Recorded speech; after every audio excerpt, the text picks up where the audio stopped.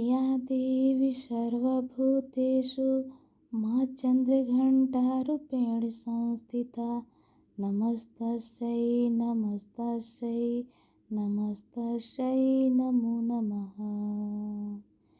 जय माता दी दोस्तों आज नवरात्र का तीसरा दिन है और इस दिन माँ भगवती के तीसरे स्वरूप चंद्रघंटा माता की कथा महिमा का श्रवण करेंगे।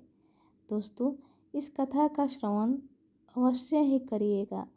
माँ दुर्गा की कृपा हम सब पर सदा बनी रहे। दोस्तों चैत्र नवरात्रि के तीसरे दिन माँ दुर्गा के चंद्रघंटा रूप की पूजा की जाती है। 9 दिनों तक चलने वाली नवरात्रि के दौरान माँ के 9 रूपों की पूजा की जाती है। माँ चंद्रघंटा राक्षसों का वध करने के लिए जानी जाती हैं। मान्यता है कि वह अपने भक्तों के दुखों को दूर करती हैं, इसलिए उनके हाथों में धनुष, त्रिशूल, तलवार और गदा होता है। देवी चंद्रघंटा के सिर पर घंटे के आकार का अर्धचंद्र नजर आता है। इसी वजह से श्रद्धालु उन्हें चंद्रघंटा कहकर बुलाते हैं। माता चंद्रघंटा की कथा के अनुसार माँ चंद्रघंटा असुरों के विनाश हेतु माँ दुर्गा के तृतीय रूप में अवतरित होती हैं, जो भयंकर दैत्य सेनाओं का संहार करके देवताओं को उनका भाग दिलाती हैं। भक्तों को मनवांछित फल दिलाने वाली हैं। आप संपूर्ण जगत की पीड़ा का नाश करने वाली हैं। जिसे समस्त शास्त्रों का ज्ञान होता है वह मेधा शक्ति आप ही हैं। दुर्गा भवसागर से उतारने वाली भी आप ही हैं। आपका मुख मंद मुस्कान से सुशोभित निर्मल पूर्ण चंद्रमा के बिंब का अनुकरण करने वाला और उत्तम स्वर्ण की मनोहर कांति से कमनीय है। तो भी उसे देखकर महिषासुर को क्रोध हुआ और सहसा उसने उस पर प्रहार कर दिया।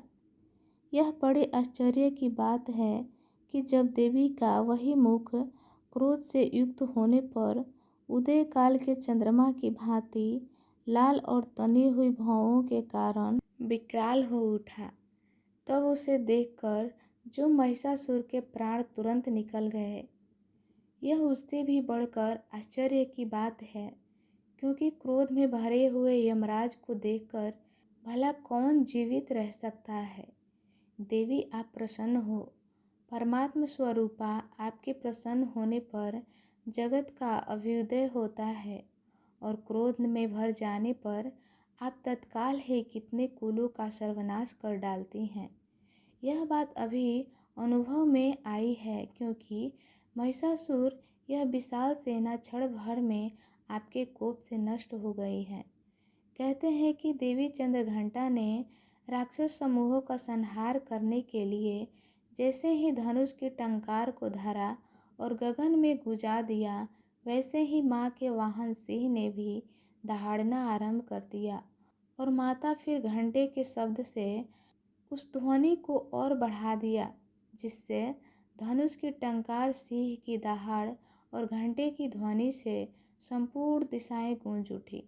उस भयंकर शब्द और अपने प्रताप से वह दैत्य पूरे समूहों का संहार करके विजयी हुई। माता की इस स्वरूप को बारंबार जय जयकार। दोस्तों कथा यही समाप्त हुई। माता रानी आप सब पर अपना आशीर्वाद बनाए रखें। तो दोस्तों कल हम माता जी के चौथे स्वरूप की कथा का श्रवण करेंगे। वीडियो को अवश्य ही देखिएगा।